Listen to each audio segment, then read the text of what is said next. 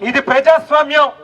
భారతదేశంలో డాక్టర్ బాబాసాహెబ్ అంబేద్కర్ గారు రాసినటువంటి రాజ్యాంగం నడవాలి తప్పితే లోకేష్ రాసినటువంటి రెడ్ బుక్ రాజ్యాంగాన్ని మీరు పాములుగా వారి రాజకీయాల్లో మీరు ఉపయోగపడదామని అనుకుంటే ఆ రెడ్ బుక్ రాజ్యాంగాన్ని అమలు పరిచేటటువంటి దాంట్లో మీరు కూడా భాగస్వాములు అవుతే ఖచ్చితంగా రేపన్న నాడు మాత్రం దానికి తగినటువంటి మూల్యం చెల్లించుకునేటటువంటి రోజు వస్తుంది అనేటువంటిది మాత్రం గుర్తుపెట్టుకోండి అని చెప్పి ప్రతి పోలీస్ అధికారికి కూడా చెప్తా ఉన్నాం. ఇవాళ బహుశా బాలుని 4 కొట్టాం, పోలీస్ స్టేషన్ కి తీసుకెళ్లి 4 కేసులు అక్రమంగా బనాయించి ఇబ్బంది పెట్టామని చెప్పి ఓ పైశాచికి ఆనందం పొందొచ్చేమో. కానీ బాలుని మీరు కొట్టినటువంటి దెబ్బలు నిన్ననో మొన్ననో లేకపోతే ఈవేళ రేపటికో బహుశా ఆ దెబ్బ తాలూకా నొప్పి బాలుకి తగ్గుతుంది.